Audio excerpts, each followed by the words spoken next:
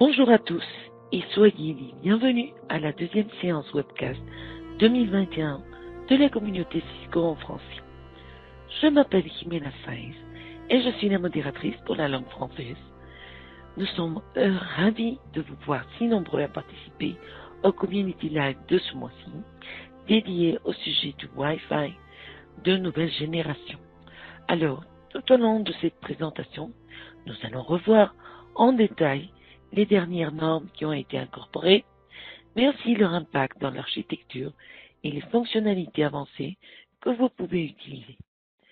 Tout ceci pour créer des réseaux sécurisés, plus rapides, mais aussi plus simples à gérer pour les administrateurs. Alors, au nom de toute l'équipe de la communauté Cisco, nous remercions votre présence et c'est avec un grand plaisir que nous vous accueillons. Je veux donner donc la bienvenue sur ce plateau à notre expert de ce webinaire, Federico Sidiotto. Merci Federico d'être aujourd'hui avec nous pour nous présenter toutes les nouveautés au sujet du Wi-Fi. Merci pour l'opportunité, Jimena. Merci. Ensuite, nous voulons vous annoncer notre prochain webcast en matière de sécurité qui se déroulera le mardi 9 mars à la même heure. Cette nouvelle séance reprendra un sujet qui vise à expliquer l'intégration Microsoft Azure AD avec Cisco ICE. Alors, la présentation sera guidée par Jean-François Pujol, un de nos meilleurs experts en sécurité chez Cisco Suisse, et qui sera assisté par Paulo Arroyo. Alors, les inscriptions sont ouvertes dès maintenant. Si vous souhaitez nous accompagner, le lien sera affiché sur le panneau du chat. Et votre participation dans la communauté peut vous récompenser. Alors, toutes vos interactions sont prises en compte. C'est pourquoi on vous invite à poser des questions, mais aussi à répondre aux autres utilisateurs ou bien à poster des blogs ou des documents. En plus, si vos réponses sont acceptées comme solution ou vous êtes complimenté par d'autres membres, vous pourrez remporter un prix Spotlight Award tous les mois. Alors, c'est quoi les Spotlight Awards? C'est une distinction que nous faisons tous les mois pour retribuer vos efforts. Alors, les membres qui s'investissent dans la communauté tout au long de l'année peuvent éventuellement atteindre une nomination comme Cisco Designated VIP et nous accompagner au Cisco Live en Europe ou en Amérique. Et alors, pour en savoir plus, veuillez consulter le lien qui sera publié par Gabriela sur le panneau du chat. Et puis, on commence, on vous introduit à notre expert. Alors, ce webcast est animé par Federico Sigliotto. Il est diplômé de l'Université de Padua en Italie, en ingénierie de télécommunications. Federico s'est incorporé chez Cisco en 2007 comme ingénieur de support technique au Tech Belgique. En 2011, il rejoint les équipes commerciales de Cisco France, où il assume désormais un rôle d'architecte. Federico a près de 14 ans d'expérience dans les solutions Wi-Fi et de contrôle d'accès, de certification CCIE en wireless et routing and switching, ainsi qu'une participation active en tant que présentateur au Cisco Live depuis 2012. Il est également l'un des auteurs de guides de certification CCIE Wireless Exam 350-50 Quick Reference et CCIE Wireless version 3 Study Guide. Alors, tous les deux des publications sont de fortes demandes chez Cisco Press. Bienvenue Federico à ce webinaire. Et puis, ce webcast, je vais vous dire, il n'aura pas de question manager, raison pour laquelle nous essaierons de répondre à vos questions au fur et à mesure pendant les pauses des sondages des polling questions. Alors, on répondra aussi en fin de séance ou postérieurement par écrit si on a trop de questions. D'accord? Alors, finalement, on vous partage le lien pour télécharger la présentation en version PDF. Vous pouvez aussi complimenter notre expert en cliquant sur l'étoile de la page de la publication. Et finalement, ce webcast aura environ une durée de 70 minutes. Postez vos questions techniques sur le panneau de Q&A ou Q&A qui est vous sur votre droite. Alors, pour répondre aux 3 polling questions, un panneau de sondage s'ouvrira avec les différents choix de réponse. Et lorsque vous quitterez l'événement, vous aurez à remplir une enquête sur votre navigateur. Là-dessus, vous pourrez qualifier la séance, nous partager votre appréciation pour fédérer cours et ainsi nous proposer aussi d'autres sujets pour nos futurs webinaires. Merci beaucoup, Imena. Merci à toi. Alors, je vous donne la bienvenue. J'allume la vidéo rapidement pour quelques secondes. Après, je vais l'étendre pour vous montrer qu'est-ce que ça fait 14 ans de Cisco sur un visage. La photo avait été prise en 2007 quand j'avais, on va dire quand j'avais rejoint les équipes de support technique. Et du coup, on change. Hein. On vieillit, on évolue. Je vais partager moi aussi, alors de mon côté, la présentation. Comme ça, on va reprendre là où Imena nous avait laissé. Je vais couper la vidéo peut-être à partir de maintenant pour avoir aussi une meilleure qualité audio et de partage. Voilà. Et c'est parti. Donc pour les prochaines, on va dire 60 minutes à peu près, on va voir ensemble. Alors déjà, en général, pourquoi aujourd'hui il y a autant de rumeurs, autant de bases autour du Wi-Fi et en particulier du Wi-Fi 6. Nous verrons un peu les solutions, mais aussi tout ce qui tourne autour des solutions Wi-Fi, on va dire pour accompagner potentiellement tout type de métier, tout type de use case, de scénario autour du Wi-Fi. Et nous allons conclure, on va dire cette partie technique avec un petit regard vers les futurs du Wi-Fi 6, les futurs du Wi-Fi en général. Okay. Alors nous avions prévu effectivement quelques questions pour garder un peu de rythme dans la présentation. Donc normalement Imena va s'occuper de les poster pendant ce temps-là. Normalement, ce sont des questions, nous espérons, relativement simples. Il n'y a pas de piège particulier. Nous en aurons à peu près 3 tout au long de la présentation. Pour le moment, il n'y a pas encore de questions dans la fenêtre du Q&A. Mais ça nous donnera aussi l'opportunité, pendant que vous répondez, de gérer les quelques questions qui restent suspendues sur la fenêtre du Q&A. Donc voilà, tout au long de la présentation, comme ça on précise quelques tâches administratives. Si vous avez des questions sur les contenus de la présentation ou sur les sujets en général qu'on est en train de traiter, n'hésitez pas à utiliser la fenêtre de Q&A du WebEx, pas le chat, parce que le Q&A nous permet de partager à la fois les questions et les réponses avec tout le monde, et donc ça va nous permettre d'être un peu plus interactif sur cette partie-là. Okay. Imena, est-ce que moi j'ai le droit de répondre?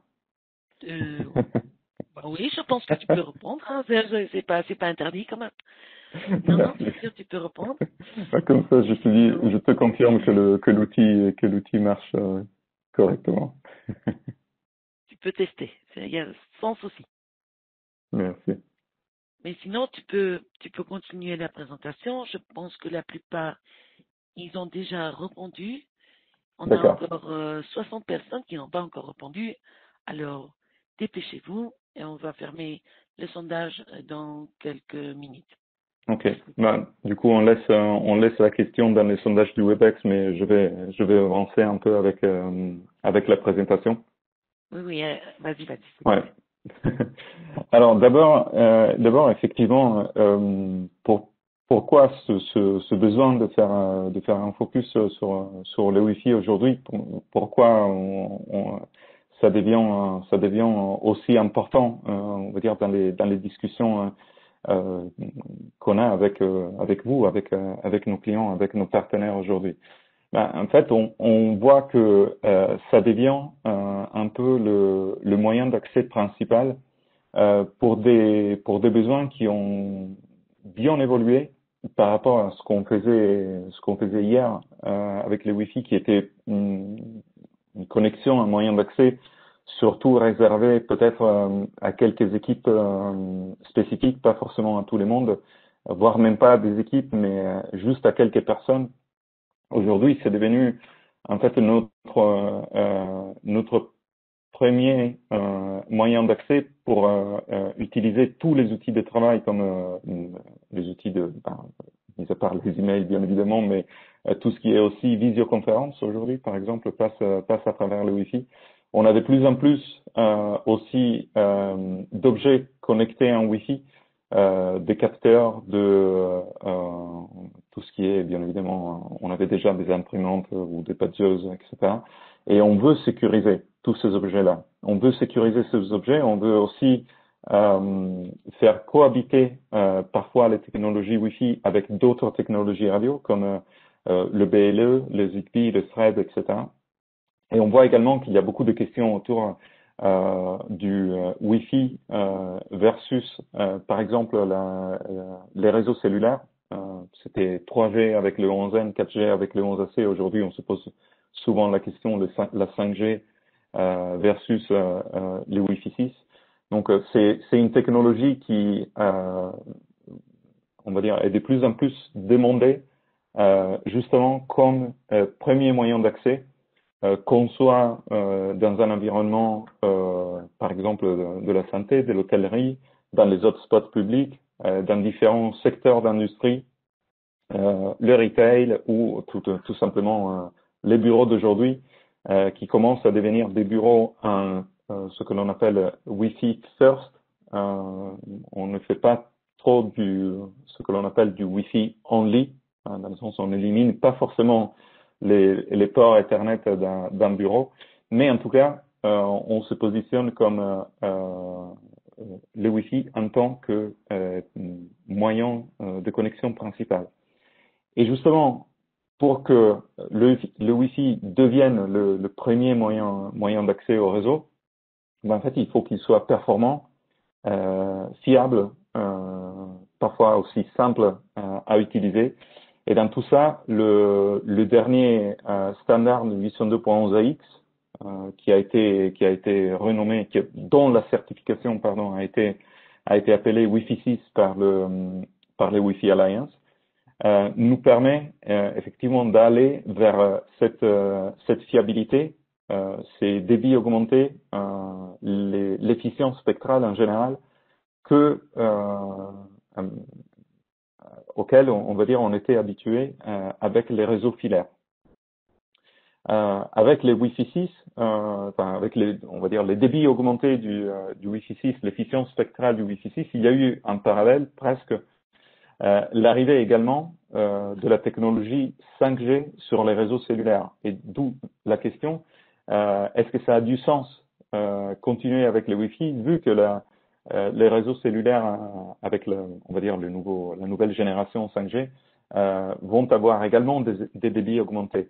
Bah, effectivement, on va dire la question est tout à fait valide. Aujourd'hui, on ne se positionne pas forcément sur l'un versus l'autre, mais plutôt les deux technologies comme complémentaires. Il y a toujours des cas d'usage où les réseaux cellulaires a plus de sens que le Wi-Fi, parce qu'il y a besoin de moins d'antennes, mais d'un autre côté, c'est normalement un déploiement plus cher, parce que ça dépend aussi, par exemple, des opérateurs mobiles. Parfois, ça nous permet d'arriver dans des zones où le Wi-Fi, que le Wi-Fi ne peut pas couvrir parce qu'on doit déployer plus d'antennes en Wi-Fi. En revanche, le Wi-Fi reste opérer sur des fréquences libres, donc pas soumises à des licences. Souvent, les coûts aussi des antennes Wi-Fi sont un peu plus réduits. Et du coup, voilà, ça ne veut pas dire que une technologie va prendre la main sur l'autre, mais plutôt, on voit que souvent, par exemple, dans des bureaux, on déploie du Wi-Fi, et dans des zones un peu plus compliquées à atteindre, c'est plutôt les technologies cellulaires qui se montrent plus avantageuses.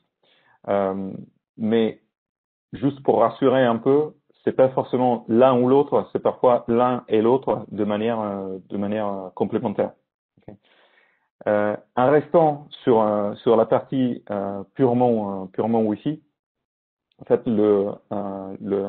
l'approche, on va dire qu'on adopte chez Cisco, qui va sous le nom de Digital Network Architecture, DNA, c'est une approche en fait qui permet alors de déjà répondre aux besoins purement Wi-Fi avec les nouvelles générations de contrôleurs et bornes, bien évidemment, mais qui introduit également des services additionnels autour du réseau pour permettre à la fois la sécurisation des terminaux et des utilisateurs, pour permettre d'apporter des services métiers un peu au-delà de la simple connexion Wi-Fi, et aussi pour permettre aux administrateurs réseau de suivre la qualité de l'expérience d'un réseau Wi-Fi avec des outils de monitoring un peu plus adaptés que ceux auxquels on était habitué dans des réseaux un peu plus traditionnels. Alors, en termes de partie réseau, enfin, vous en avez peut-être déjà entendu parler. Ça fait depuis à peu près, on va dire, 2 ans et quelques mois. C'était novembre 2018 qu'on a lancé les contrôleurs Catalyst 9008. Les bornes Wi-Fi 6 sont arrivées quelques mois après. Nous avons annoncé il y a quelques semaines la fin de vie également des contrôleurs ROS, qui va prendre, on va dire, qui va démarrer en début 2022. Donc il y a encore un an. Mais avec ces nouvelles plateformes basées donc sur un nouvel OS qui est l'iOS XE, globalement le même que les plateformes Catalyst pour les switches. Nous avons pu effectivement faire évoluer ce service de contrôleur Wi-Fi qui maintenant devient beaucoup plus adapté. Alors pas forcément que Wi-Fi 6, parce que sur les anciennes plateformes on peut déjà faire du Wi-Fi 6, on le supporte au 100%, mais ce sont des plateformes encore plus évolutives en regardant déjà vers le futur du Wi-Fi 6E, le Wi-Fi 7 même, et tout ce qui va arriver après. Alors, nous allons regarder rapidement comment ces plateformes se déclinent. Déjà, si vous n'avez jamais entendu parler d'un contrôleur Wi-Fi et d'une borne Wi-Fi Cisco, ben en fait, ce sont alors on peut les identifier comme deux équipements physiques, certainement pour les bornes Wi-Fi. Le contrôleur Wi-Fi, on peut le penser plutôt comme un service qui est parfois déployé sous forme de machine physique, parfois sous forme de machine virtuelle, ou parfois il est même embarqué directement dans les bornes Wi-Fi. Ces deux entités gèrent différentes tâches. Parfois ce sont des tâches complémentaires, parfois ce sont des tâches complètement séparées, ou ce que l'on appelle parfois du split pack, ce qu'on appelait à l'origine du split pack. Donc il y a certaines choses qui sont faites uniquement par l'AP, certaines choses uniquement faites par les contrôleurs Wi-Fi, et les deux entités communiquent avec un standard qui a été défini dans des RFC spécifiques et qui s'appelle CAPWAP. Je vais passer rapidement sur ces concepts-là parce que normalement sont assez connus. Mais globalement, si jamais vous voulez avoir une petite référence, vous pouvez revenir sur ce slide-là en téléchargeant le contenu du webinaire. En termes d'architecture, quand on déploie des contrôleurs et des bornes Wi-Fi, nous avons le choix souvent entre trois modèles principaux qui suivent un peu les besoins de commutation de flux des utilisateurs. Globalement, le plus simple, le plus historique, c'est le modèle centralisé, c'est-à-dire tous les flux d'un SSID ou d'un utilisateur remontent de la borne Wi-Fi vers les contrôleurs à travers le tunnel CAPWAP et ressortent derrière la connexion d'uplink du contrôleur. Donc, globalement, on se positionne comme une solution de overlay. Peu importe ce qu'il y a entre la borne et le contrôleur Wi-Fi, tant que la borne peut monter les tunnels CAPWAP avec les contrôleurs, on peut faire transiter les flux centralement et on n'a pas bien évidemment besoin de répliquer les VLAN des utilisateurs sur tous les réseaux au milieu entre la borne Wi-Fi et l'utilisateur. Les VLAN sont présents directement derrière sur l'uplink du contrôleur lui-même. Parfois, on n'a pas besoin de remonter tous les flux en centrale vers les contrôleurs. On veut garder des flux en local et c'est là où le modèle Flex Connect commence à répondre à ce genre de besoins. Nous pouvons bien évidemment mixer les deux types de commutation sur un même contrôleur, sur une même borne Wi-Fi, voire même sur un même SSID. C'est-à-dire que certains utilisateurs pourraient être commutés localement et certains d'autres utilisateurs ou machines sur le même SSID peuvent être commutés centralement. Il y a aussi une certaine notion de split tunneling dans le sens que uniquement certains flux peuvent être commutés localement, mais dans ce cas-là, nous nous limitons souvent plutôt à des flux assez simples, type les flux pour des imprimantes locales ou similaires. Et après, quelque chose qui ressemble un peu au Flex Connect, qui a été dans le code lui-même au début dérivé du Flex Connect, ce sont les architectures SDA ou Software Defined Access qui démarrent déjà avec une architecture filaire basée sur du SDA, donc un overlay filaire sur lequel on peut éventuellement ajouter aussi le Wi-Fi aussi, on peut y intégrer le Wi-Fi et dans ce cas-là, nous sommes commutés localement, entre guillemets, dans la fabrique SDA. C'est un déploiement un peu plus particulier que je ne vais pas trop traiter parce que le SDA a un gros intérêt d'abord sur les filaires et après sur le Wi-Fi. On ne met pas forcément en place du SDA uniquement pour les Wi-Fi. On le déploie d'abord sur la partie filaire et après on l'ajoute éventuellement sur la partie Wi-Fi aussi. Alors, je vais évoquer rapidement que le service du contrôleur peut être également embarqué dans les bornes Wi-Fi directement. Dans ce cas-là, nous sommes dans un scénario qui est appelé Embedded Wireless Controller ou EWC, qui est disponible était disponible avant sous le nom de Mobility Express et aujourd'hui il a évolué avec l'acronyme EWC. C'est un service du coup intégré dans les AP avec la possibilité bien évidemment de le redonder. Tout AP Catalyst 9100 peut participer à ce rôle de contrôleur de manière à que si l'AP qui porte le rôle de contrôleur n'est plus joignable, un autre AP dans le même déploiement peut prendre le relais. Souvent, c'est quelque chose qu'on conseille pour quelques dizaines de bornes Wi-Fi au maximum, pas forcément pour des centaines ou des milliers d'AP, parce que c'est quelque chose qu'on dédie souvent à des petits sites, des petits déploiements indépendants. Et les modèles de commutation et un modèle de commutation local, donc ce qu'on voyait avec le terme Flex Connect, c'est exactement le même qu'on fait dans les Embedded Wireless Controller pour des déploiements un peu plus réduits. Quand on décide de déployer un contrôleur dédié, on peut choisir entre différents formats, soit sous forme de serveur physique ou machine virtuelle, ou alors aussi intégré, si on le souhaite, dans les switches Catalyst, souvent plutôt recommandé pour les architectures SDA. L'avantage de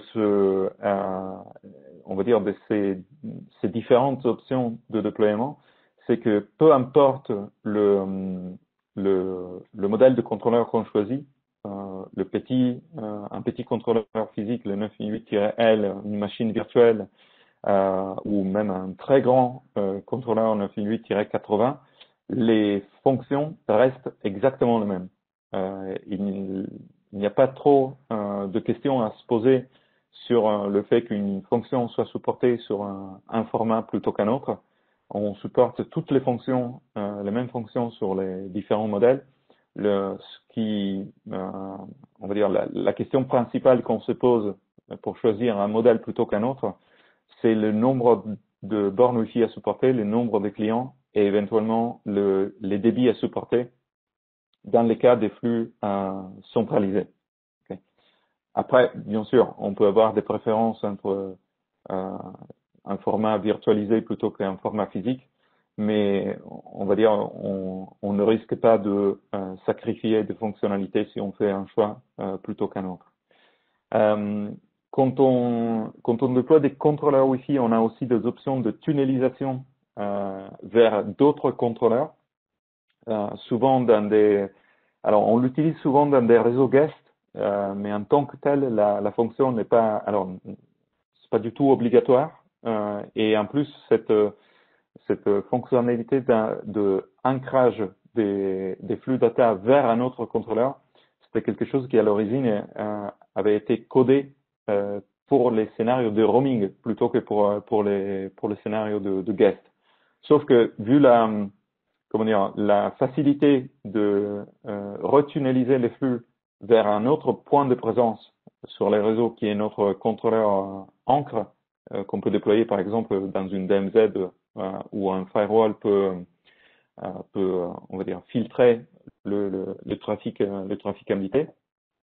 En fait on a décidé assez tôt de la proposer dans les réseaux guest, justement vu la facilité avec laquelle elle nous permet de retunneliser tous les flux vers un point d'ancrage différent sur un autre réseau.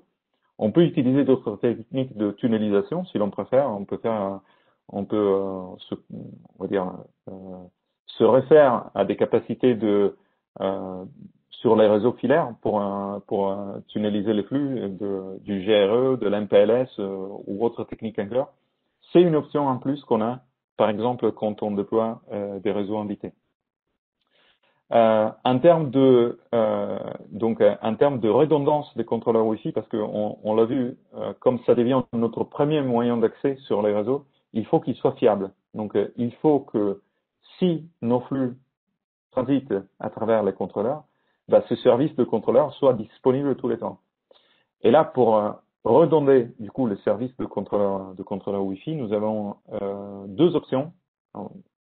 Normalement, la plus utilisée aujourd'hui, c'est ce que l'on appelle les stateful switchover sur la droite. Mais historiquement, nous avons une solution qu'on appelle aujourd'hui plutôt N+1 et qui permet effectivement de déployer un ou plusieurs contrôleurs. N+1, c'est plutôt c'est le terme générique, mais ça pourrait être un N+N parfois. Ça nous permet de déployer un ou plusieurs contrôleurs en tant que backup de nos contrôleurs nominaux. Et du coup, nos bornes Wi-Fi, si elles perdent leur contrôleur primaire, peuvent basculer sur ce +1 ou +N de backup. Ça nous permet de déployer dans ce sens-là des contrôleurs à travers une séparation au niveau 3. Donc, si nos contrôleurs ont des IP de management sur différents réseaux, c'est une solution qui nous permet de supporter de la redondance dans ces cas de figure. De l'autre côté, le modèle stateful switchover, en revanche, permet à deux contrôleurs de former une paire qui est vue comme un seul équipement réseau, à la fois par les AP ou par le reste du réseau aussi, et qui permet une bascule du service du contrôleur, même plus rapide que la seconde, sans aucun impact pour les trafics des clients, bien évidemment, mais aussi par les services réseau derrière. Si, mettons, notre contrôleur devait tomber, on devait se raccrocher sur un nouveau contrôleur. En fait, ça veut dire que les terminaux Wi-Fi devraient se reconnecter au Wi-Fi, et à partir de ce moment-là, on aurait par exemple toute une masse de requêtes d'authentification ou de requêtes DHCP qui commenceraient à partir sur les réseaux, en gros. Pour éviter aussi cette charge additionnelle sur le reste du réseau, c'est là où nous essayons de recommander ce modèle de Stateful Switch Server si les contrôleurs peuvent être déployés sur le même réseau, donc en gros sur le même niveau 2. C'est pour ça que si jamais c'est pas possible, alors dans la plupart des cas on peut le faire, mais si jamais ce n'était pas possible, on peut quand même se référer au modèle un peu plus classique qui est le N plus 1 ou le N plus 1. Souvent, pardon, oui, Je t'interromps. bien sûr. Tout à l'heure, il y a David Bouquet qui demande, sur le slide précédent, est-ce que tu parlais de débit sur le slide précédent? Sur les slides précédents, j'ai parlé rapidement de débit, mais je ne les ai pas forcément explicités sur les slides s'ils sont disponibles dans les datasheets des contrôleurs Wi-Fi. Mais à la limite, je peux aussi reprendre les questions dans pendant le prochain polling. Ouais, tout à fait. Ok. Allez. Alors après, en termes toujours dans un souci de redondance du service de contrôleur Wi-Fi, de disponibilité du contrôleur Wi-Fi, avec les Catalyst 9008, nous avons également introduit de nouvelles fonctionnalités de mise à jour transparente, dans le sens que nous pouvons mettre à jour une paire de contrôleurs Wi-Fi aujourd'hui sans aller impacter les bornes Wi-Fi qui sont connectées sur les contrôleurs. Donc nous pouvons mettre à jour d'abord notre paire de contrôleurs à la nouvelle version, tout en gardant l'ancienne version sur les AP, et uniquement quand notre paire de contrôleurs a terminé la mise à jour à la nouvelle version, nous pouvons progressivement mettre à jour les AP petit à petit, pas de manière soudaine, en redémarrant tous les AP d'un seul coup, avec ce que l'on appelle un système de Rolling AP Upgrade. Donc le Rolling AP Upgrade nous permet, avec des calculs de voisinage, de voir quelle borne Wi-Fi pourrait, entre guillemets, se backuper un peu dans la même zone de couverture, et du coup, pas redémarrer toutes les bornes Wi-Fi d'une même zone de couverture en parallèle, mais uniquement certaines, pour que les terminaux gardent toujours une connexion Wi-Fi, une certaine couverture là où possible. Et en plus que ça, on peut bien évidemment encourager les terminaux Wi-Fi pendant la mise à jour de certaines bornes à se raccrocher sur d'autres bornes déjà mises à jour avec des standards de roaming comme par exemple le 802.11b. Okay. Donc il y a eu un gros travail un gros focus sur la haute disponibilité d'un réseau Wi-Fi avec les nouvelles plateformes Catalyst 9000, justement en vue du Wi-Fi comme premier moyen de connexion. Après, sur la partie plutôt borne Wi-Fi, sans aller trop dans les détails du catalogue, ça deviendrait un peu monotone comme présentation, mais très rapidement, sur la partie borne Wi-Fi aussi, nous avons gardé la distinction entre guillemets entre trois gammes principales pour de petits moyens de déploiement, plutôt ce que l'on appelle l'Enterprise Grade, qui est un peu notre gamme de borne Wi-Fi qui fait couteau suisse, dans le sens que c'est celle que souvent on recommande par défaut qui permet des performances un peu plus élevées, des fonctions un peu plus complètes.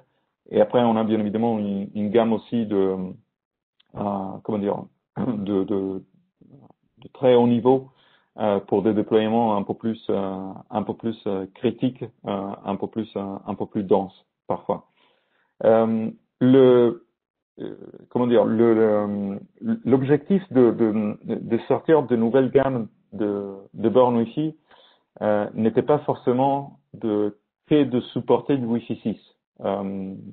Tout constructeur aujourd'hui fait du Wi-Fi 6, donc sortir des bornes Wi-Fi qui font du Wi-Fi 6 et stop, on va dire, n'aurait pas trop de sens, n'aurait pas trop de valeur ajoutée. En fait, là où ce qu'on essaye de faire à chaque fois qu'il y a un nouveau standard, c'est bien évidemment de mettre sur les marchés des plateformes qui supportent ce nouveau standard-là, mais qui apportent également des innovations pour tout type de réseau Wi-Fi, que ce soit un Wi-Fi 6, Wi-Fi 5, Wi-Fi 4, etc., etc. C'est pour ça que, par exemple, sur les gammes 9120 et 9130, nous avons ajouté également une troisième radio de monitoring qui permet, après, dans nos outils de mesure de qualité de l'expérience Wi-Fi, d'apporter beaucoup plus d'avantages par rapport aux générations précédentes.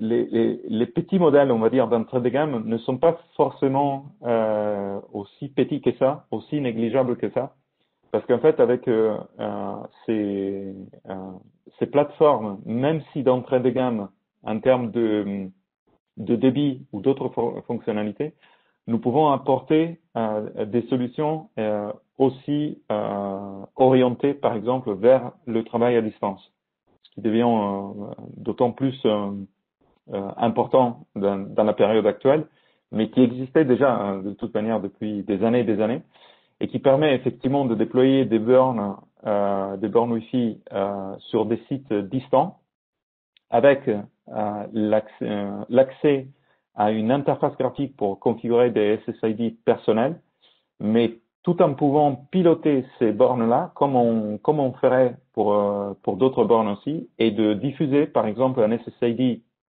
corporate en parallèle que le SSID personnel pour remonter les flux corporate vers le contrôleur et vers par exemple le data center de l'entreprise. Et de cette manière-là, on peut les utiliser à la fois pour des usages personnels et tout en les contrôlant en partie pour des usages d'entreprise. En plus que ça, alors tout modèle de borne Wi-Fi supporte ce mode opérationnel-là qu'on appelle aussi Office Extend dans nos guides. En revanche, la génération 9105 W, donc les modèles un peu plus d'entrée de gamme, mais avec un W dans la référence qui est là pour wall plate, pour les installations au mur, tout simplement, mais pas que, supporte également des ports LAN filaires sur lesquels on peut connecter des équipements filaires, bien évidemment, mais qu'on peut configurer pour faire remonter les trafics de ces équipements filaires à travers les contrôleurs et vers nos sites centraux. Et de cette manière-là, on peut par exemple connecter des téléphones d'entreprise, des imprimantes d'entreprise, etc., etc. Donc quelque chose aussi avec un petit clin d'œil vers le travail à distance qui aujourd'hui devient de plus en plus critique pour les entreprises. Pour compléter après un peu le gamme, nous avons également des modèles durcis pour les déploiements plutôt outdoor ou qui demandent des certifications un peu plus spécifiques comme les certifications ATEX. Aujourd'hui, on reste souvent sur le standard 802.11 AC Wave 2 parce que si on recherche des boîtiers un peu plus durcis, ce ne sont pas forcément les débits ou les derniers standards la priorité. Ce sont plutôt justement la résistance à certaines conditions environnementales ou certaines certifications. De toute manière, nous avons également des bornes Wi-Fi outdoor qui vont supporter le Wi-Fi 6 et qui sont prévues pour la première moitié de cette année. Pour ça, on essaiera de vous donner des mises à jour un peu plus ponctuelles, mais vous inquiétez pas, si vraiment le besoin est le Wi-Fi 6 en outdoor, c'est quelque chose que nous allons introduire dans les prochaines semaines sur le marché. Qu'en est-il des dernières, des anciennes plateformes de contrôleurs des bornes Wi-Fi? Alors, elles sont toujours au catalogue. Encore une fois, sachez qu'il y a eu une annonce de fin de vie qui a été publiée le 31 janvier, si je ne me trompe pas, et qui va rentrer, qui va être mise en place, on va dire ça, le fin janvier 2022. Donc, ça ne veut pas dire qu'après cette date-là, les contrôleurs ne seront plus supportés. Au contraire, ils resteront supportés encore pendant quelques années, mais on ne pourra plus les vendre. Le chemin de migration, souvent, concerne les petits boîtiers 3504, les 5508 ou 5520, ou les gros contrôleurs vers, respectivement, soit les petits boîtiers du 9008 ou les contrôleurs virtuels, les 9008-40 pour les 5508 ou 5520, et les autres gros contrôleurs de la série 7000 ou 8000 plutôt vers les 9800-80, ou encore le contrôleur virtuel si on n'a pas forcément besoin de faire transiter des gros débits à travers la machine virtuelle. Il y a des options pour faire dialoguer les anciens contrôleurs avec les nouveaux. Donc, les scénarios de migration ont bien été prévus pour que les anciens contrôleurs puissent se synchroniser avec les nouveaux en tout ce qui est puissance d'émission, choix des canaux ou même support du roaming, par exemple, entre des contrôleurs de différentes générations. Pour des très petits déploiements, par exemple, qui étaient couverts avant par la solution Mobility Express ou les petits contrôleurs 2504, on peut effectivement réfléchir à la solution avec contrôleur embarqué ou ce que l'on appelle EWC. En termes de migration de bornes Wi-Fi, alors déjà, les nouveaux contrôleurs 908 supportent toute borne Wi-Fi qui supporte par exemple le standard 802.11ac, donc 1007, 2007, 3007 ou supérieur, en gros. Si on veut un schéma de migration assez simple, on peut se référer à ce slide-là. Après, ça ne veut pas forcément dire que c'est la règle à suivre. Parfois, on s'est retrouvé avec des déploiements où on a remplacé des AP 1007 par de 9120 ou même des AP 3006 par de 9120. Selon l'ancienneté du déploiement existant, on peut partir vers on peut changer entre guillemets de gamme vu qu'aujourd'hui on se retrouve avec des plateformes qui oui déjà font du Wi-Fi 6 mais en plus intègrent des avancées technologiques non négligeables par rapport aux générations précédentes. Alors on va faire une petite pause sur les slides pour lancer un deuxième sondage et de cette manière pendant ce temps-là je vais m'occuper de quelques questions dans les Q&A. Alors, on va dire pour des raisons de multitasking, je ne pourrais pas répondre, on va dire en live au Q&A. Je vais prendre quelques questions, pour vous laisser en parallèle le temps de répondre au sondage.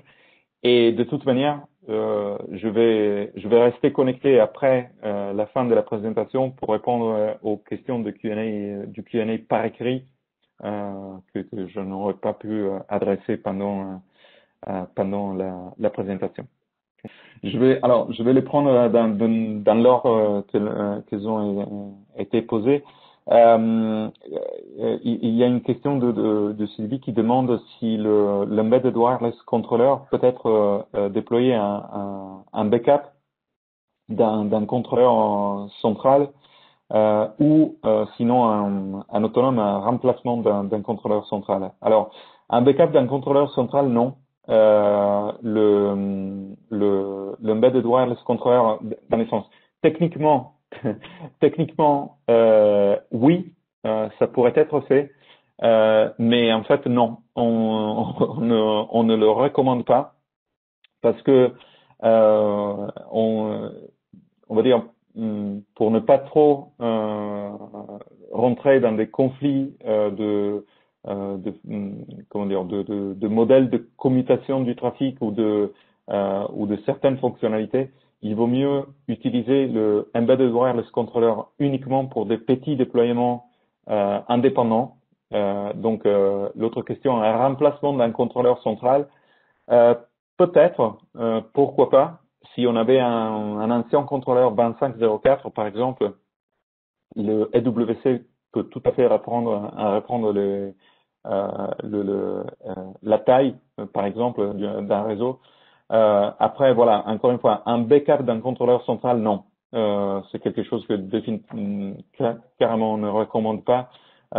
Souvent, alors, si on utilise le modèle N plus 1, on peut effectivement utiliser différents modèles de contrôleurs dédiés pour mettre en place le N plus 1.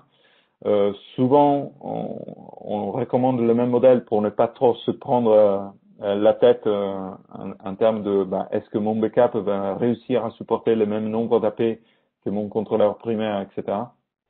Mais voilà, définitivement, le EWC, c'est dédié à des petits déploiements indépendants.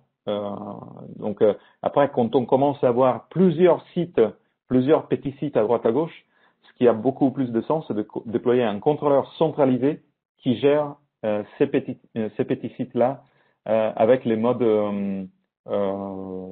avec par exemple le modèle Flex Connect. Okay. Donc ça pourrait être une option valide. Okay. Voilà, de rien Sylvie. Je vais remettre un peu les questions pour être sûr de ne pas terminer trop en retard. Mais vous inquiétez pas, je vais répondre à toutes les questions, même s'il faut si je dois rester connecté un peu plus de temps. Mais au moins, on va déjà terminer le contenu principal et après, on reviendra sur les questions aussi. Alors, autour du Wi-Fi, effectivement, il y a d'autres services qui tournent, bien évidemment. Le contrôleur Wi-Fi ou les AP, les bornes Wi-Fi toutes seules ne pourraient pas faire le job, en gros. Souvent, quand on déploie du Wi-Fi, on déploie des services d'authentification, des services de contrôle d'accès. Et c'est là où, effectivement, c'est plutôt la brique Identity Service Engine ou ISE qui nous permet de répondre à ces besoins d'authentification et aussi à ces besoins de connexion des objets, par exemple, dans les scénarios IoT. Les objets connectés n'ont parfois pas la possibilité de supporter du 802.x. C'est pour ça qu'à travers, par exemple, des solutions comme l'ISE, on peut introduire des mesures de sécurité additionnelles pour classifier ces équipements-là et utiliser les classifications automatiques dans nos politiques de sécurité. Alors, ce n'est pas une session dédiée à l'ISE, on pourrait y passer des heures, mais juste pour vous donner une vue rapide d'ensemble, c'est une solution de contrôle d'accès qui à la base est on va dire si on voulait la vulgariser, on pourrait dire que c'est un serveur radius, en gros, qui s'applique bien évidemment à tout scénario d'authentification, que ce soit filaire, Wi-Fi, VPN ou même un TACAX pour l'administration des équipements réseau, et qui permet d'apporter alors différents services bien évidemment d'authentification sur les réseaux, que ce soit des services d'authentification classiques 802.x, mais aussi des services de portail captif invité. Et si on voulait aller même au-delà de ces services d'authentification, après, on pourrait également ajouter du contrôle de conformité, de l'intégration avec des solutions de cybersécurité, etc., etc. Donc, le discours est beaucoup plus vaste de ce que l'on pourrait aborder en quelques minutes. Mais en termes de, on va dire, de besoins additionnels auxquels on pourrait répondre sur la partie Wi-Fi, c'est avec toute la suite de visibilité, de classification, ou parfois ce que l'on appelle aussi des profiling avec la solution ISE, qu'on peut ajouter un niveau additionnel de sécurité sur, par exemple, alors déjà les réseaux Wi-Fi entre guillemets classiques pour les employés, mais aussi sur les réseaux Wi-Fi plutôt orientés aux objets connectés, par exemple, à la partie IoT. Et il y a différents métiers qui utilisent l'ISE pour les contrôles d'accès sur la partie IoT, que ce soit dans la santé, dans différents secteurs industriels aussi. Il y a pas mal, comment dire, de fonctionnalités déjà préconfigurées et dédiées justement à ce type de métier. Donc il y a toute une série de classifications déjà disponibles pour des équipements médicaux, pour des équipements industriels. Il y a l'intégration bien évidemment de l'ISE avec des solutions de gestion des objets industriels, donc ce que l'on appelle Cisco IND par exemple. Donc il y a pas mal, on a eu pas mal de développements qui croisent justement le Wi-Fi avec l'ISE, avec les différents types de métiers. Et pour aller même au-delà de la classification que l'ISE peut supporter, on a complété toute cette partie-là avec des services d'intelligence artificielle sur la plateforme DNA Center, que je vais vous montrer rapidement tout à l'heure, pour apporter, en plus que la classification fournie par l'ISE, pour apporter des services de machine learning sur les classifications des équipements, justement.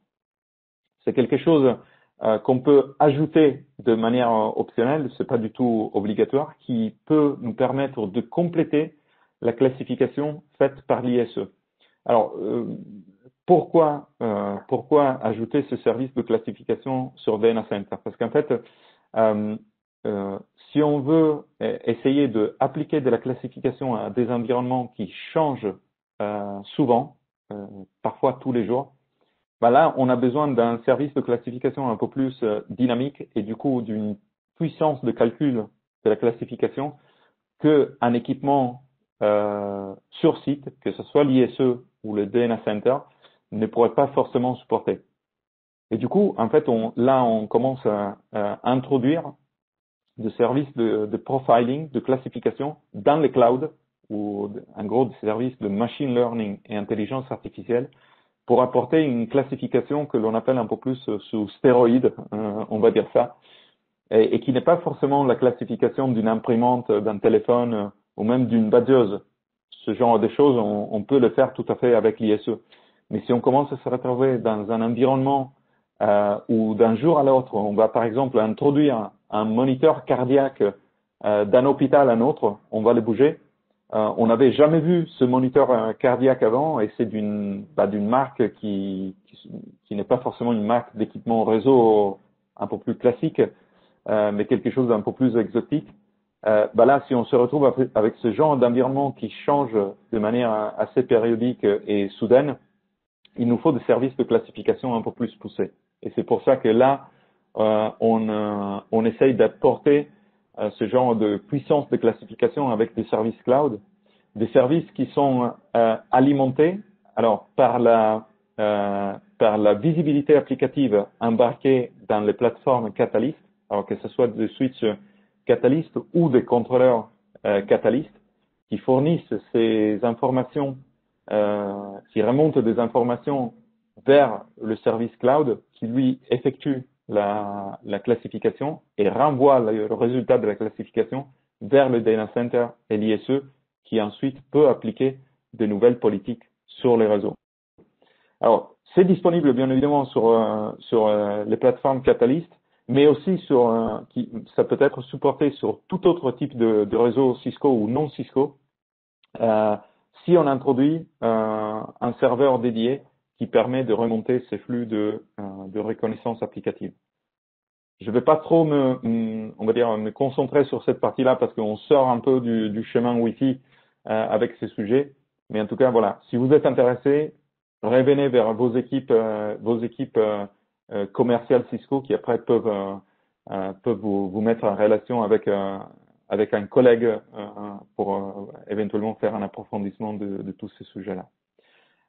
Une fois la classification faite, une fois ou alors l'équipement authentifié, l'utilisateur authentifié, nous pouvons ajouter, bien évidemment toujours avec l'ISE, des services aussi de micro-segmentation, la possibilité de classifier et filtrer différents flux tout en restant sur le même réseau, sans forcément changer de VLAN, par exemple. On peut différencier les filtrages des équipements sur un même réseau grâce à l'introduction de services de micro-segmentation qui sont bien évidemment supportés de manière native sur des architectures type SDA, mais qui sont tout à fait supportés sur les infrastructures Wi-Fi, à la fois sur les contrôleurs ou sur les bornes directement, qu'on soit dans une architecture centralisée classique ou même Flex Connect avec de la commutation locale.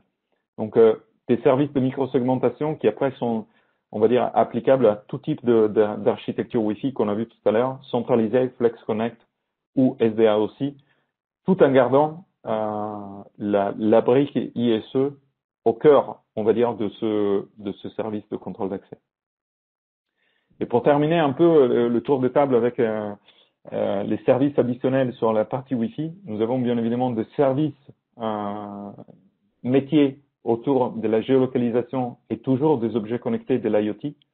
Géolocalisation qui peut être effectuée juste avec une seule borne Wi-Fi.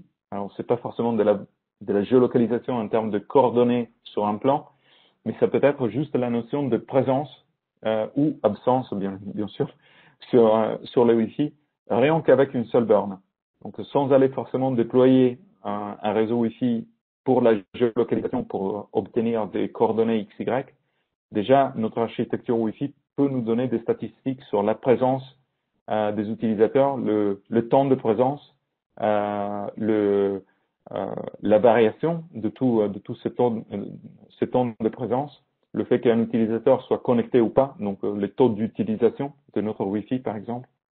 On peut bien évidemment pousser l'exercice avec un déploiement un peu plus avancé qui nous permet de faire ce que l'on appelle de la trilatération et de sortir effectivement une coordonnée XY qui nous positionne un équipement Wi-Fi sur un plan avec un certain taux de précision. Alors, il y a d'autres techniques qui nous permettent d'être beaucoup plus précis sur la géolocalisation Wi-Fi et de descendre de 1 à 3 mètres quand on fait par exemple de l'hyperlocation.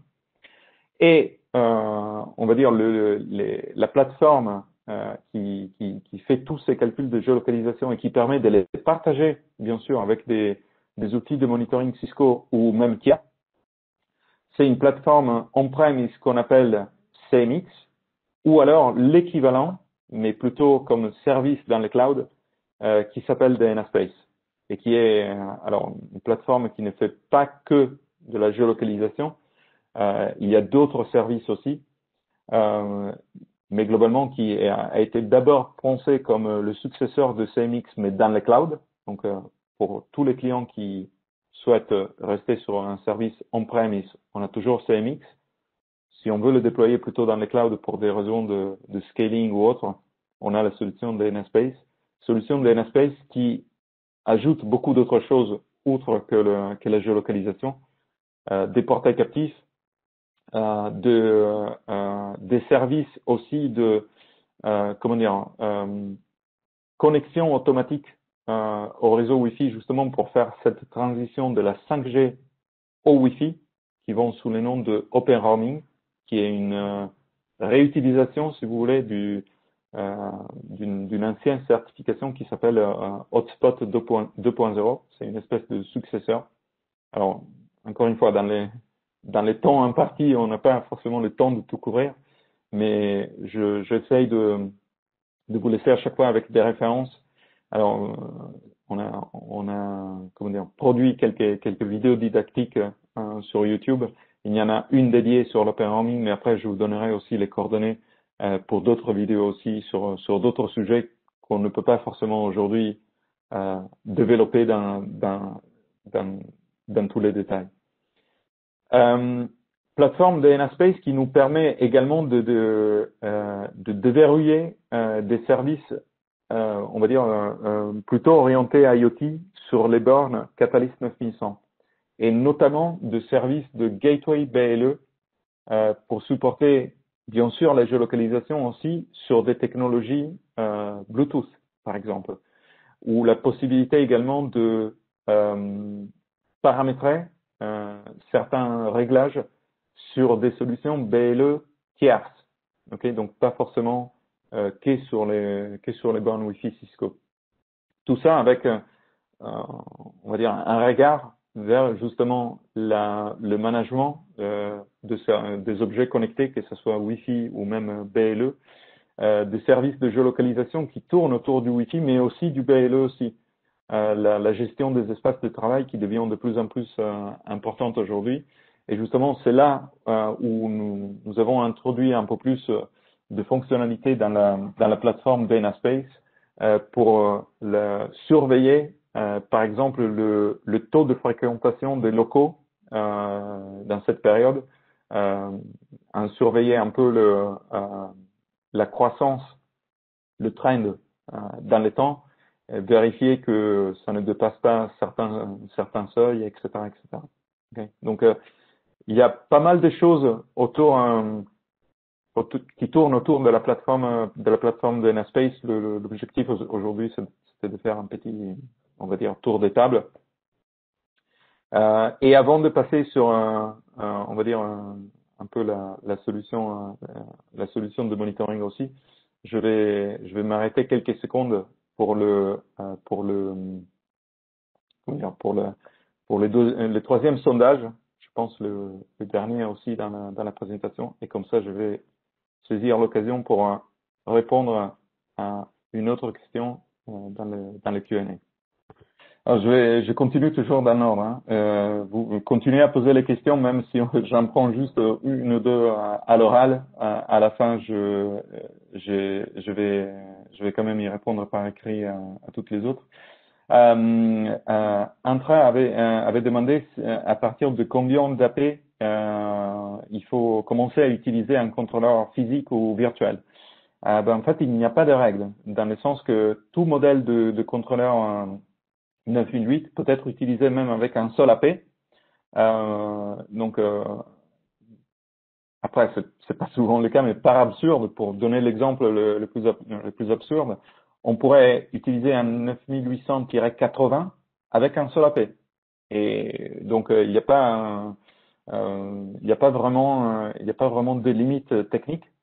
Après, on va dire que on peut rester sur du contrôleur embarqué sur les AP tant qu'on reste, moi je dirais autour de quelques dizaines d'AP. Alors, ça supporte jusqu'à 100 AP, mais à mon avis, souvent, dans un déploiement qui requiert une centaine d'AP, on commence à avoir besoin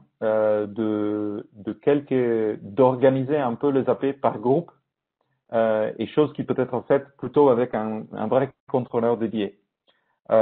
Pour des petits déploiements, on peut toujours continuer à utiliser un contrôleur virtuel ou même le 9.8-L. Quand on commence à passer sur alors le 9.8-L, lui, il supporte même jusqu'à 500 AP. Donc, il est petit en taille, mais il est très gros en performance. Après, si on dépasse les 500 AP ou on commence à voyager sur des chiffres type, je sais pas, 800, 1000 AP ou supérieur, il faut passer sur des 9.8-40, 9.8-80 ou les équivalents en VM si on n'a pas forcément besoin de gros débits dans la commutation centralisée. Mais globalement, il n'y a pas forcément une règle fixe qui nous forcerait à utiliser un modèle plutôt qu'un autre.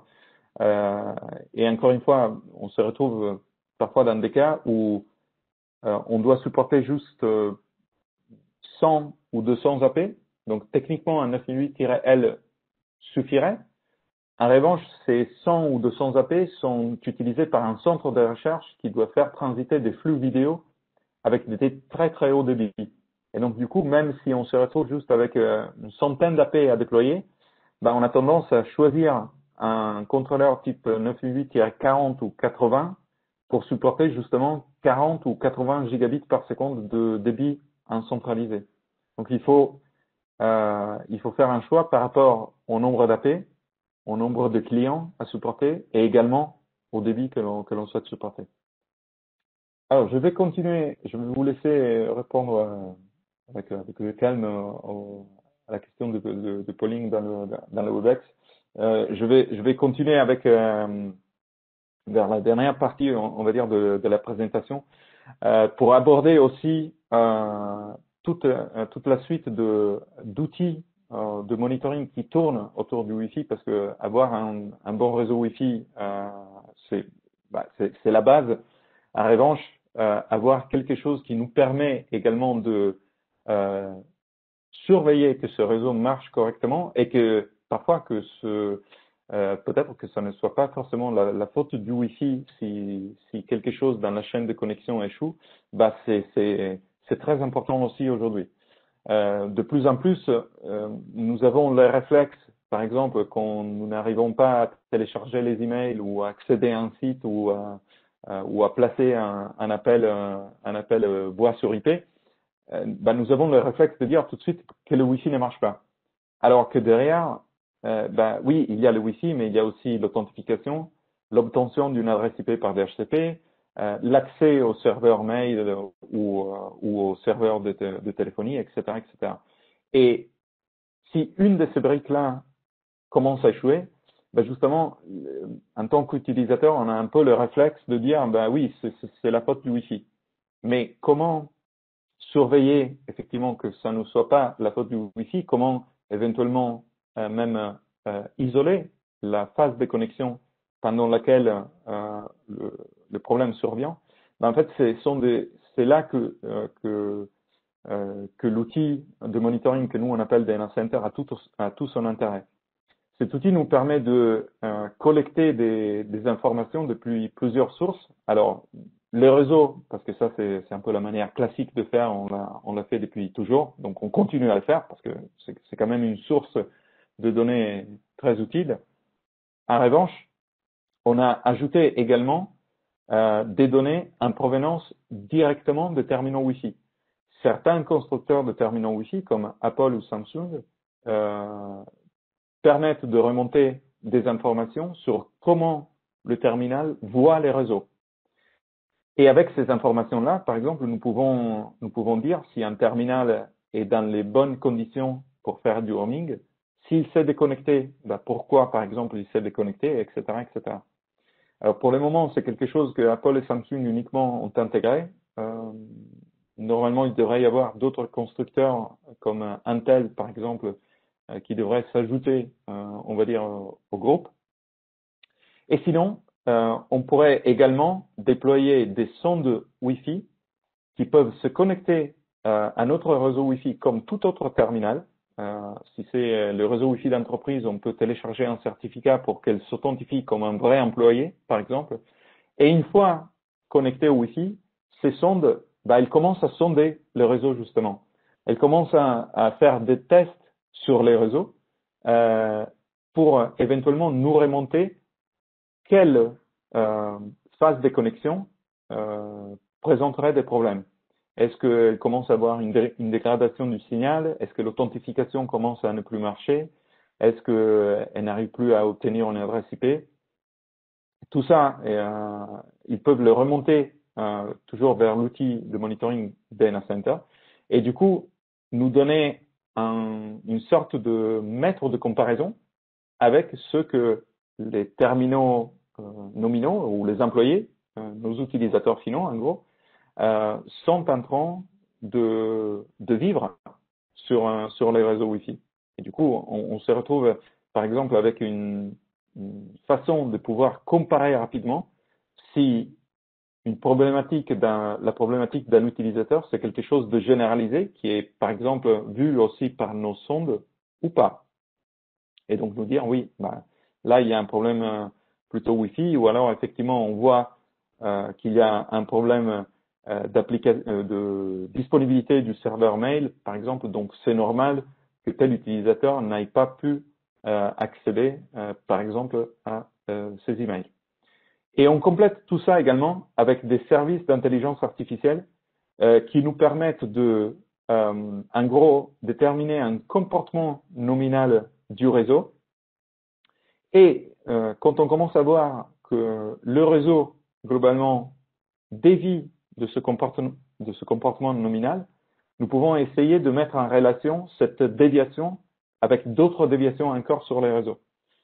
Pour vous donner un exemple typique, quand on a des temps de connexion qui commencent à augmenter, on a un délai de connexion de plus en plus élevé sur les réseaux Wi-Fi, nos outils permettent de mettre en relation ce temps de connexion, ce délai de connexion, avec des délais vus sur d'autres services réseau, comme par exemple le DHCP, le service d'authentification ou autre chose encore. Et du coup, on essaye d'apporter un peu de l'intelligence artificielle sur les outils de monitoring des réseaux Wi-Fi, mais des réseaux filaires aussi. Après, il y a beaucoup d'autres choses encore qu'on peut faire avec la suite DNA Center et assurance. Encore une fois, toujours l'objectif du webinaire, c'est plutôt d'avoir un focus Wi-Fi d'abord. On essaye aussi de vous donner une vue d'ensemble sur les outils qui tournent autour, mais on pourra éventuellement planifier d'autres webinaires derrière pour approfondir un peu tous ces sujets-là. Alors maintenant, juste pour conclure un peu notre présentation, on a parlé de Wi-Fi 6 aujourd'hui, les équipements réseau qui nous permettent de faire du Wi-Fi 6, mais qui vont nous permettre aussi de faire du Wi-Fi 6 et plus. Donc déjà, qu'est-ce qui va arriver demain sur le Wi-Fi? En fait, une des premières nouveautés qu'on verra arriver, c'est ce que l'on appelle les Wi-Fi 6E. Alors, c'est quoi les Wi-Fi 6E? En gros, si on prend les fréquences Wi-Fi que nous avons aujourd'hui, on a deux bandes de fréquences principales qui s'appellent celle sur les 2.4 GHz et celle sur les 5 GHz. La disponibilité de fréquences et de canaux sur ces deux bandes, alors sur les 2.4 est très limitée. Là, j'en ai marqué 3. Techniquement, en vrai, il y en a 13, mais nous ne pouvons pas utiliser les 13 en parallèle parce que ça commence à créer ce que l'on appelle du co-channel interference. Donc, en gros, la seule combinaison qu'on peut utiliser sur les 2.4 GHz, c'est les canaux 1, 6 et 11. Il n'y a aucune autre combinaison utilisable sans risque de rentrer dans du co-channel interference. De manière similaire, dans les 5 GHz, alors on a un peu plus de marge dans les 5 GHz.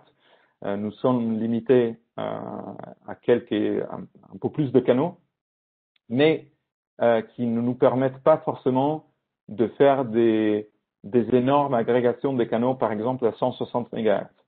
Pour exploiter à fond les débits Wi-Fi 6, nous devrions essayer de faire des agrégations de canaux à 80 voire 160 MHz, et avec les fréquences à disposition dans la bande de 5 GHz, ça commence à devenir difficile.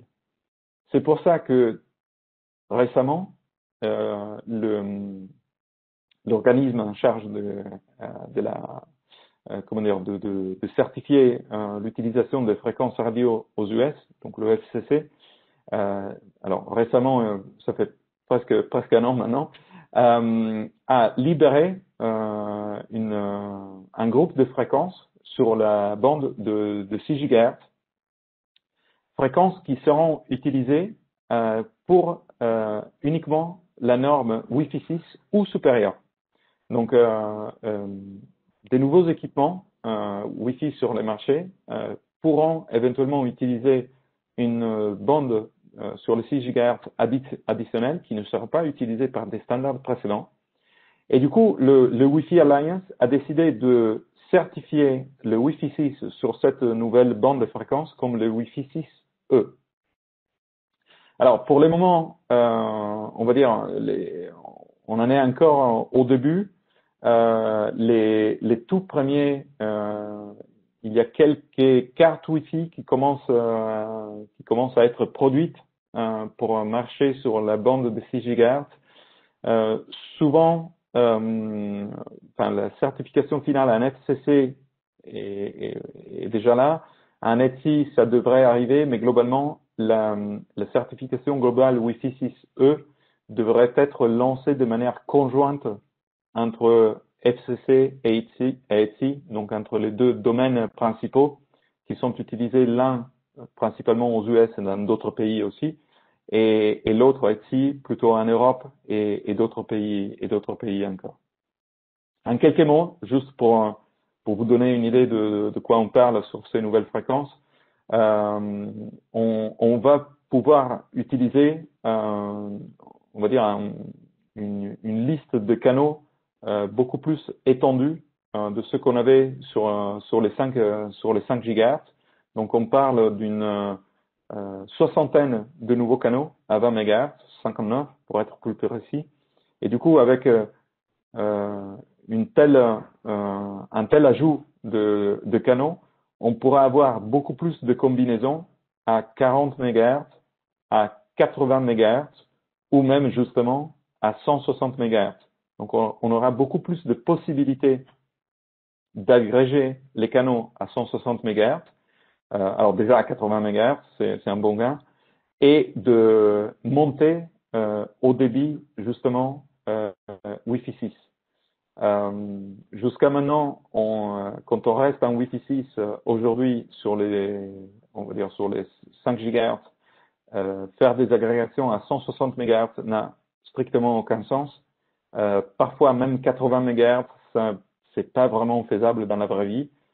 Peut-être si on fait une liaison point à point, pourquoi pas, c'est peut-être un cas d'usage.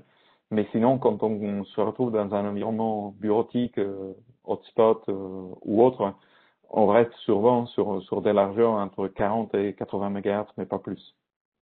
Et du coup, on ne va pas forcément exploser les débits au-delà du gigabit.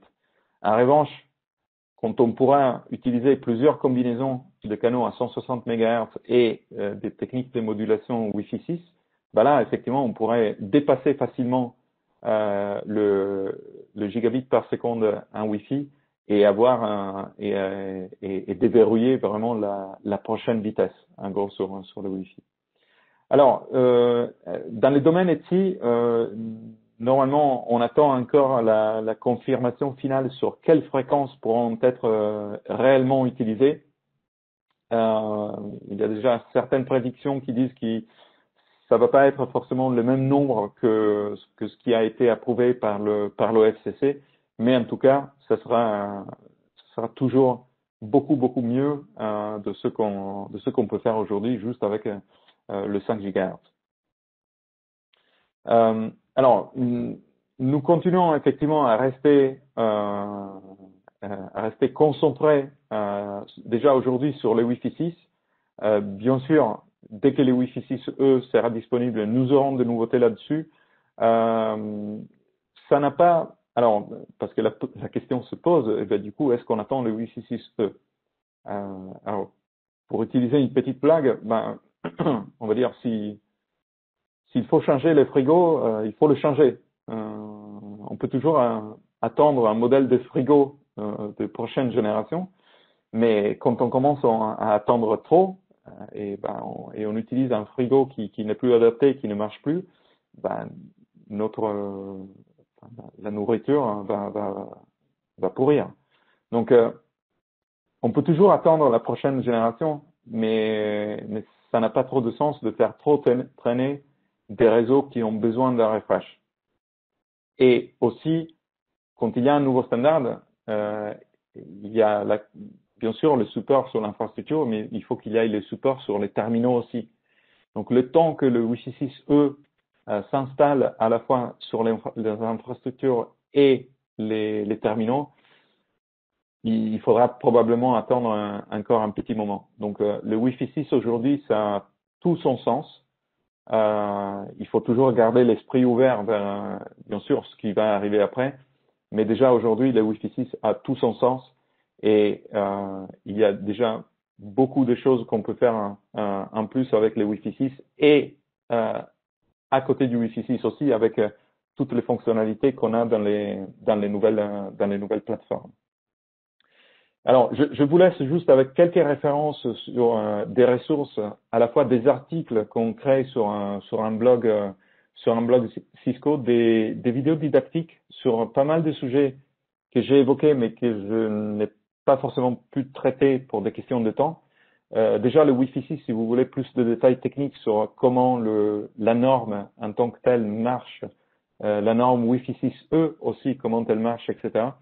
Je vous invite à visiter notre chaîne YouTube. Et également, on a une plateforme de démo qui s'appelle dCloud, sur laquelle vous pouvez jouer littéralement avec nos équipements, notamment avec la solution Data Center aussi. Okay. Je vais continuer à rester connecté pour répondre aux questions dans la partie Q&A et je vais redonner la main à Imena pour on va dire pour les derniers slides et les dernières annonces sur les prochains événements de la communauté Cisco. J'avais pris une réponse de Frédéric sur les contrôleurs Ancre. Olivier demandait si les contrôleurs 988-CL, donc virtuels, peut être utilisés comme foreign. Oui, c'est tout à fait possible. Il peut être utilisé à la fois comme foreign et comme Ancre aussi. Donc dans les deux rôles. Avant, ce n'était pas possible avec les contrôleurs iOS, mais avec les nouvelles générations, c'est tout à fait possible. Avec les modèles N+1, Stéphane demande si les configurations sont synchronisées. Alors, elles ne le sont pas parce que les contrôleurs marchent de manière indépendante. Après, avec des outils comme Data Center ou Cisco Prime, on peut effectivement synchroniser les configurations. Et toujours sur la partie redondance, Ibrahim demande si on peut configurer le achat entre un contrôleur physique et un contrôleur virtuel. Alors, si on fait du achat en mode N+1, on peut mixer les modèles de contrôleurs. Si on fait du achat en mode SSO, il faut que les modèles de contrôleurs soient strictement identiques. Par exemple, avec des machines virtuelles, il faut qu'elles aient les mêmes caractéristiques techniques aussi. Donc, pour le mode SSO, il faut que ce soit strictement le même contrôleur. Pour le mode N+1 achat, ou achat N+1 comme on préfère, ça peut être des modèles différents. Et pour la partie licence en haute disponibilité, si on a 50 points d'accès, on n'a pas besoin d'acheter 2 fois les licences. Donc, on n'a pas besoin d'acheter 2 fois les licences. Donc, monter à 100 licences dans l'exemple de Intra. On achète les licences une fois seulement. Donc, dans l'exemple, 50 licences uniquement. Elles peuvent être soit automatiquement réservées par un contrôleur ou par l'autre avec le modèle Smart Licensing, ou de toute manière avec les modes SSO, elles sont elles sont utilisées à tout moment par un seul contrôleur à la fois.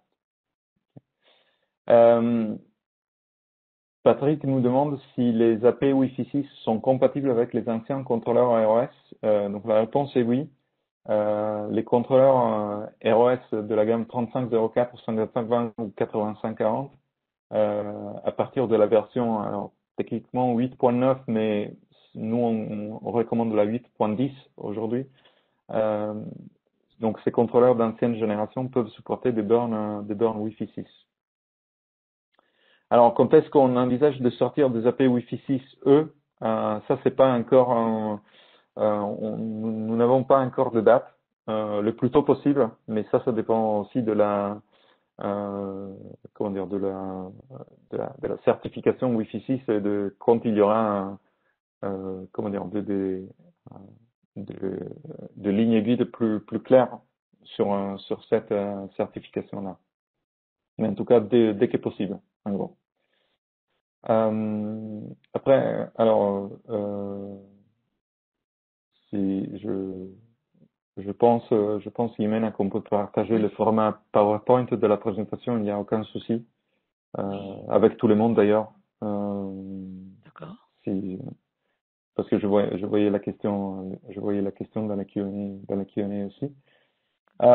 Est-ce qu'il est prévu d'avoir un 9008 qui supporte plus de 6000 AP? Pas pour le moment.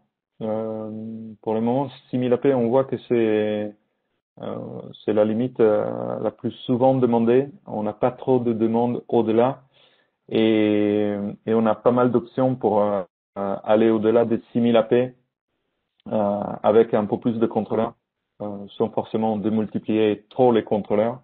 Mais du coup, pour le moment, on ne voit pas trop le besoin encore de produire une plateforme qui supporte plus que 6000 AP. Euh, alors, Jean-Luc après a une question très pointue sur la meilleure façon de programmer un RF profile pour les meilleurs débits. Ben, en fait, ça dépend de la définition de meilleur débit. Euh, pour certains déploiements, le meilleur débit c'est 1 mégabit par seconde, même si ça semble un peu déconnant. Mais pour d'autres déploiements, c'est 36, pour d'autres encore, c'est 54. Ça dépend. Souvent, on conseille alors la combinaison un peu passe-partout, c'est souvent de utiliser les 12 mégabits par seconde sur les 5 GHz comme le minimum mandatory, de désactiver tous les débits les plus faibles. En 2.4, si on veut continuer à supporter des terminaux 11B, c'est les 11 mégabits par seconde qui représentent notre débit le plus faible. Mais bon, c'est pas forcément une règle qui peut s'appliquer à tout le monde.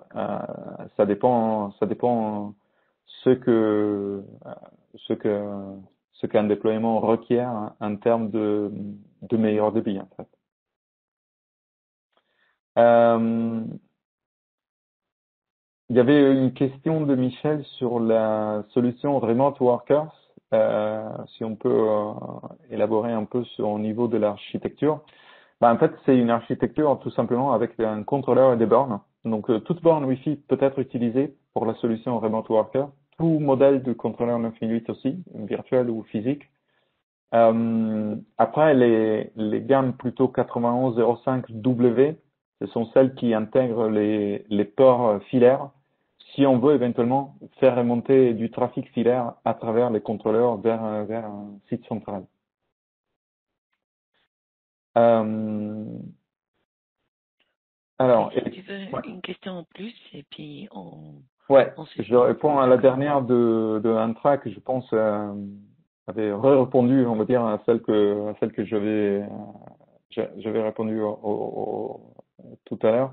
Est-ce que c'est possible d'utiliser un mode, un contrôleur physique euh, redondé avec un contrôleur EWC? Donc, il y avait une question presque similaire tout à l'heure. En fait, la réponse est non. Donc, si on déploie un contrôleur physique dédié, si on veut le redonder en mode H1N+1, on peut utiliser un autre modèle de contrôleur, pourquoi pas. Si on utilise le mode SSO, ça doit être strictement le même mode opérationnel. Les contrôleurs embarqués, le EWC n'est pas fait pour être redondé avec d'autres types de contrôleurs. Il y a une redondance implicite entre les différentes bornes qui participent au modèle EWC, mais c'est pas quelque chose à coupler avec un autre contrôleur dédié, que ce soit physique ou virtuel. Ok, Et après, je continuerai quand même par écrit, Jimena, si bien on va sûr. garder Non, je sais, la session ouverte. on On a reçu plein de questions. Merci Federico d'avoir partagé avec nous toutes tes connaissances. C'est vraiment un honneur pour nous de t'avoir aujourd'hui dans cet événement communautaire. Non, merci. Merci à vous pour l'opportunité. Si tu ne le permets, je voudrais t'inviter dans un futur, peut-être non trop lointain, à faire une deuxième séance. On va rassembler à travers l'enquête en fin de séance toutes les propositions que les gens s'intéressent. Alors, juste pour vous dire que nous allons ouvrir aussi une foire aux questions avec Federico pendant ce qui reste de cette semaine et la semaine suivante. Si vous avez des questions supplémentaires, peut-être pas en ce moment, mais demain, vous pouvez venir les poster ici et Federico et moi, on vous essaiera de répondre. Sinon, je chercherai un autre technicien aussi qui puisse nous appuyer.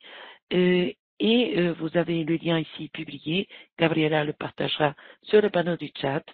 Alors, aussi pour vous dire que la communauté est disponible dans d'autres langues et il faut juste basculer sur l'icône de globe terrestre pour pouvoir aller sur l'anglais, sur le français, japonais, portugais, russe, chinois, etc. Alors, n'oubliez pas, vous pouvez paramétrer ça. Et puis, nous vous invitons aussi à nos réseaux sociaux et vous dire, s'il vous plaît, répondez à notre enquête de sortie. C'est 5 questions et s'affichera sur votre panneau de navigateur web. Alors, qualifiez notre événement, envoyez vos commentaires pour Federico et aussi dites-nous quels sont les sujets qui vous intéressent le plus. Et puis, au nom de toute l'équipe, je veux remercier Federico pour cette incroyable présentation. Vous pourrez regarder l'enregistrement à partir de demain et le partager avec vos collègues dans la communauté. Il sera disponible aussi sur notre chaîne de YouTube la semaine prochaine. Profitez-en et à tous nos invités. On tient à vous remercier d'avoir été si nombreux aujourd'hui. Tout le meilleur du monde pour vous. Prenez soin et on vous embrasse très fort. Merci et à la prochaine. Au revoir.